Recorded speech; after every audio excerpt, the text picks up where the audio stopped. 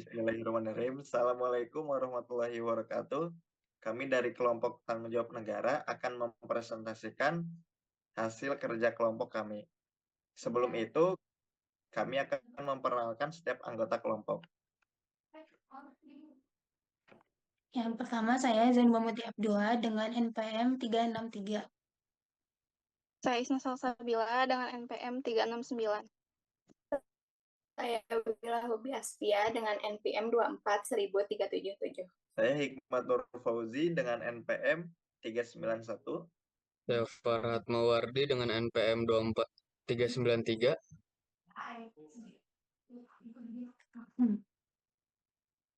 Selanjutnya, materi ini akan disampaikan oleh teman saya. Oke, yang pertama mengenai pengertian tanggung jawab negara.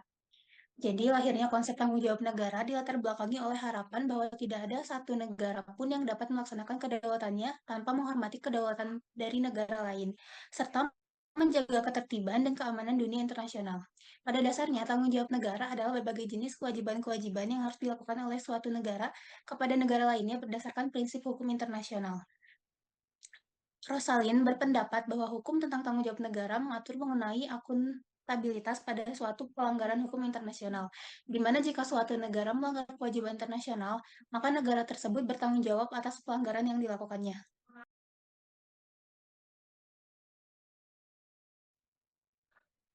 Kemudian, latar belakang kasus yang kami angkat, yaitu Laut Cina Selatan merupakan wilayah strategis yang menjadi sengketa antara beberapa negara, termasuk Tiongkok dan Filipina. Konflik di wilayah ini seringkali menimbulkan insiden yang melibatkan tindakan kekerasan oleh aparat negara, seperti penembakan nelayan. Hal ini menimbulkan pertanyaan mengenai sejauh mana negara dapat dimintai pertanggungjawaban atas tindakan yang melanggar hukum internasional.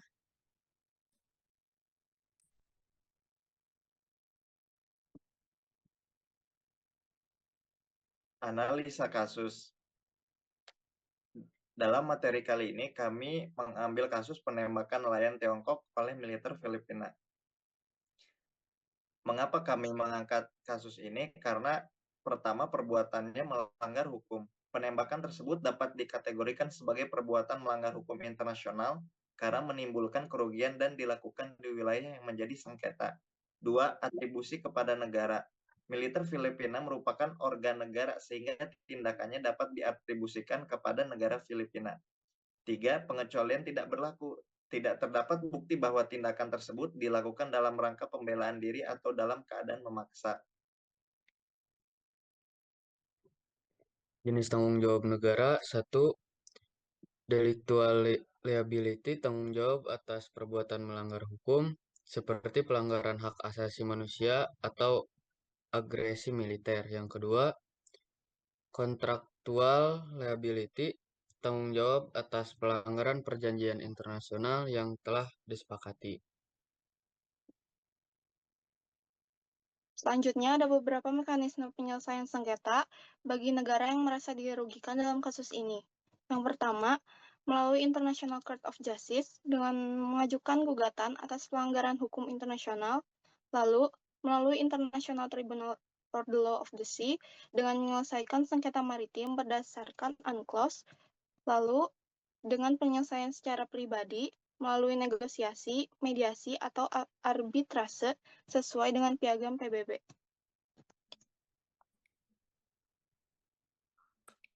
Selanjutnya ada simpulan dan saran. Tanggung jawab negara dalam hukum internasional mencakup kewajiban untuk bertanggung jawab atas perbuatan yang melanggar hukum internasional yang menimbulkan kerugian bagi negara lain. Kasus penembakan nelayan oleh militer Filipina dapat dikategorikan sebagai perbuatan melanggar hukum internasional yang menimbulkan tanggung jawab negara. Negara yang dirugikan memiliki hak untuk menuntut pertanggungjawaban melalui mekanisme penyelesaian sengketa internasional. Negara-negara perlu memperkuat mekanisme penyelesaian sengketa secara damai untuk mencegah eskalasi konflik. Penting bagi negara untuk memahami dan mematuhi prinsip-prinsip hukum internasional guna menjaga ketertiban dan keamanan internasional.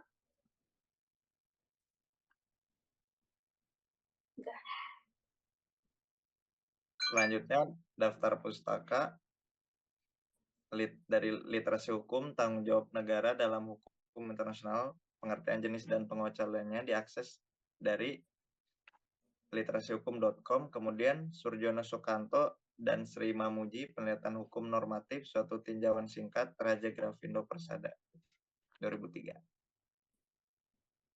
Mungkin itu cukup sekian dari kelompok kami, kurang lebihnya mohon maaf.